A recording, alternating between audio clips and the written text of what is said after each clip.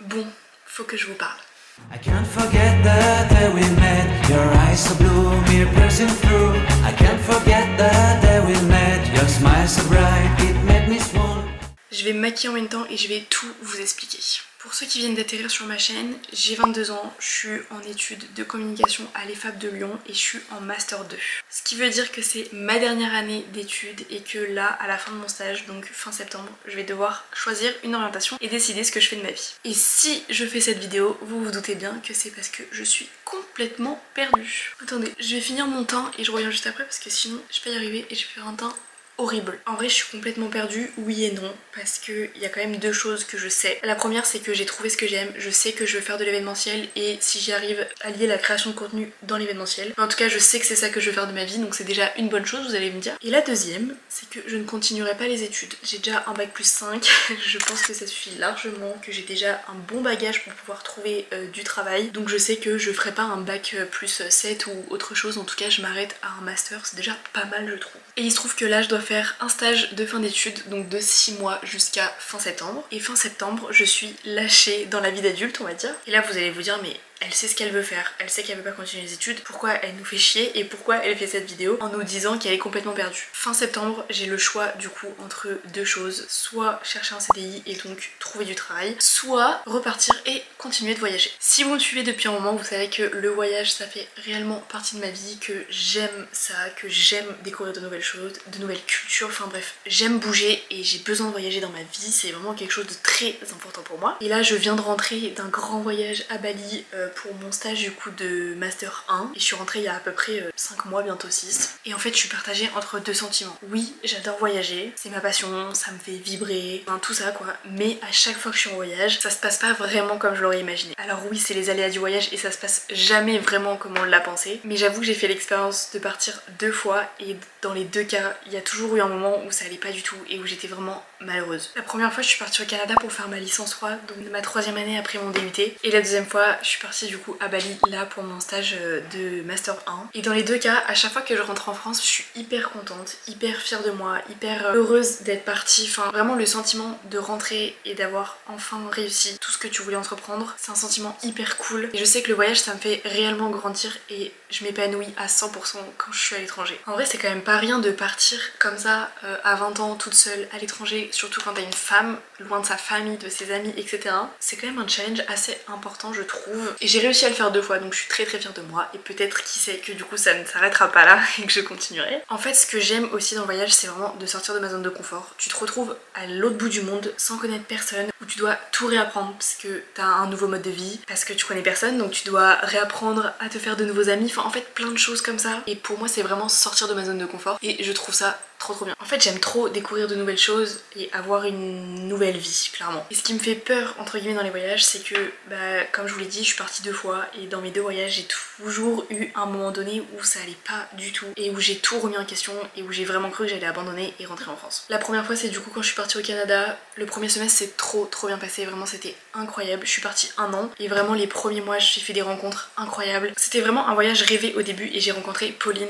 que vous avez déjà dû voir dans plein de mes vidéos, enfin vraiment, et je suis encore en contact avec elle et je suis très contente de l'avoir rencontrée et si j'étais pas partie au Canada je ne l'aurais jamais rencontrée. Mais j'avoue que pendant ce premier semestre j'ai dû gérer des choses pas très cool en France alors que j'étais à des milliers de kilomètres et ça aussi c'est quelque chose je trouve qu'on ne parle pas assez, mais c'est pas facile quand t'es à l'autre bout du monde et que tu dois vivre des choses comme ça à distance de ta famille. C'est pas hyper simple à gérer en vrai de vrai, mais j'ai réussi à gérer comme j'ai pu. Ensuite je suis rentrée en France pour les vacances de Noël et j'avoue que devoir repartir après les vacances de Noël ça a été vraiment une épreuve clairement pour moi puisque j'étais bien en France et en fait je savais que le deuxième semestre n'allait pas du tout se passer comme le premier puisque je n'avais plus du tout les mêmes personnes à mes côtés et je savais que ça allait être compliqué. Donc bref, le deuxième semestre je l'ai pas hyper bien vécu, même si j'ai quand même vécu d'autres choses et que je suis très contente de l'avoir fait et d'avoir tenu jusqu'au bout, mais j'avoue que le deuxième semestre a un peu été bancal, surtout pour ma santé mentale. Et un truc hyper paradoxal, quelques mois après j'ai décidé de repartir à l'autre bout du monde, mais cette fois de l'autre côté du globe, à Bali du coup. Alors oui, j'aime bien me lancer des défis un peu à la con comme ça. Toute ma famille se demandait pourquoi j'avais envie de repartir alors que j'avais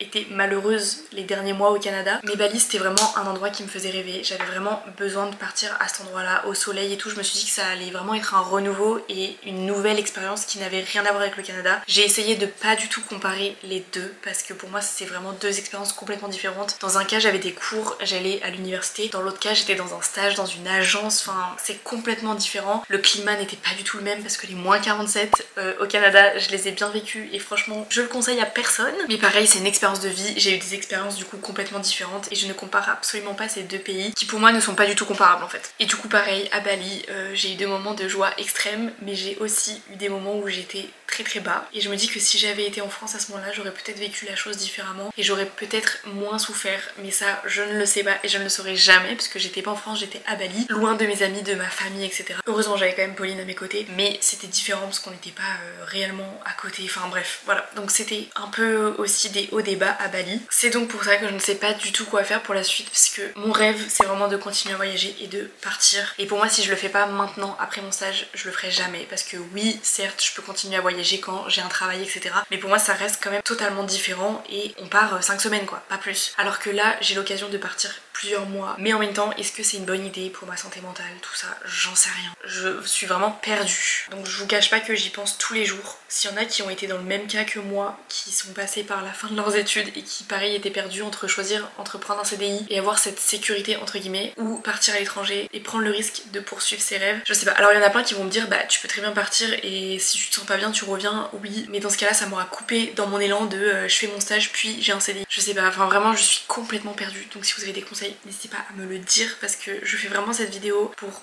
me confier et avoir votre avis à vous. Je vais mettre mon mascara et je continuerai de vous parler après parce que j'ai un autre sujet dont j'ai envie de vous parler et je peux pas mettre mon mascara et parler, c'est impossible.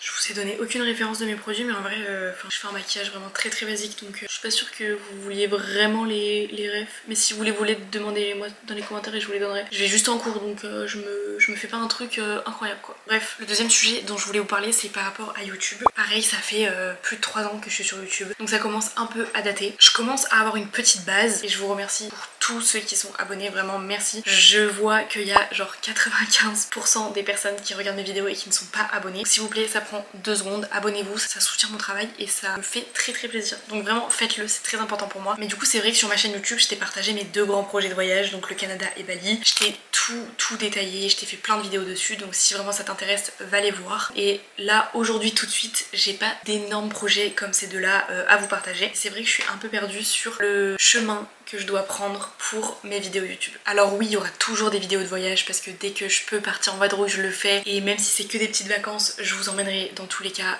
avec moi, ça c'est sûr, mais c'est plus le contenu principal de ma chaîne. C'est vrai que je me cherche un peu et j'aimerais vraiment vous proposer des vraies vidéos avec un vrai concept derrière et vraiment changer ça et plus juste prendre ma caméra et faire quelque chose d'assez classique. J'ai vraiment envie de me démarquer sur ce point là, donc j'ai plein de petites idées qui me viennent en tête. Maintenant il faut que j'arrive à les mettre en place parce que c'est compliqué, j'ai pas d'équipe de prod, j'ai pas d'argent pour me payer une équipe de prod, donc j'ai juste ma petite caméra et un peu de matériel, mais c'est pas non plus des choses incroyables que les grands youtubeurs ont quoi. Donc je sais pas, j'aimerais vraiment vous proposer des vidéos pour les étudiants parce que c'est ce que je connais et parce que ça fait 5 ans que je suis étudiante et je pense que j'ai pas mal de choses à raconter sur le sujet. Mais j'aimerais aussi plus vous parler de ma vie, de mon passé, parce que c'est vrai que je vous parle souvent du présent, mais je pense que pour mieux me connaître et pour mieux comprendre la personne que je suis, c'est important pour vous de connaître mon passé. Alors je rentrerai pas dans les détails évidemment, mais un minimum sur mon histoire, etc. Enfin bref, voilà. J'aimerais aussi beaucoup faire plus de vidéos avec mes potes parce que déjà moi je passe un trop bon moment quand je fais des vidéos avec eux, de une, et de deux parce que je sais que c'est des choses qui peuvent vous plaire, qui peuvent vous divertir, etc. Et c'est vraiment mon but, c'est vraiment de vous partager que des bonnes vibes et d'avoir un contenu surtout qui me ressemble. Je veux plus du tout faire des vidéos si ça ne me plaît pas, je veux pas poster juste pour poster. Donc voilà, donc si jamais vous avez des recommandations ou des idées de vidéos que vous souhaitez voir, n'hésitez pas à me le dire en commentaire. Je ne dis pas que je les ferai à 100% parce que comme je viens de vous le dire, je veux faire des vidéos qui me ressemblent et qui me correspondent et qui me plaisent et à monter et à filmer, mais je suis preneuse de vos idées, donc si vous en avez, n'hésitez surtout pas à me le dire en commentaire. Pour 2025 j'aimerais aussi beaucoup tenir mon rythme de 2 vidéos par semaine que je fais déjà depuis le début du mois de janvier. Je poste le mercredi et le dimanche, c'est un travail énorme vraiment. J'en suis consciente parce que ça fait maintenant 3 semaines que je le fais, mais j'espère vraiment que je vais réussir à tenir sur la durée et pas juste un mois. Mon but c'est vraiment de le faire comme ça très régulièrement. Et j'aimerais bien allier les vidéos de vlog, donc un vlog par semaine. Donc à travers ces vlogs je pourrais vous partager mon quotidien d'étudiante et du coup de créatrice de contenu à côté et faire des vidéos un peu plus construites le dimanche. C'est un peu l'idée que j'ai en tête, je sais pas si ça pourra vous plaire, j'espère. Vraiment si vous voulez voir certaines vidéos, je suis toute oui, mais vraiment, je sais pas ce que t'en penses. Dis-moi en commentaire si tu trouves que c'est une bonne idée, si c'est bien de continuer à faire 2 vidéos par semaine ou si une ça suffit largement parce que t'as pas le temps de regarder les 2 vidéos. Donc je suis un peu perdue aussi à ce niveau là finalement. Bon voilà, je vous ai raconté un peu toutes les petites questions qui me passaient par la tête pour la suite de ma vie professionnelle et de ma vie personnelle du coup. J'espère que cette petite vidéo vous a plu. Moi je vais ranger tout mon petit bordel parce que du coup j'en ai foutu de partout sur mon bureau. Et sur ce je te dis à dimanche pour une nouvelle vidéo et sinon à tout de suite sur les autres réseaux sociaux. Bisous.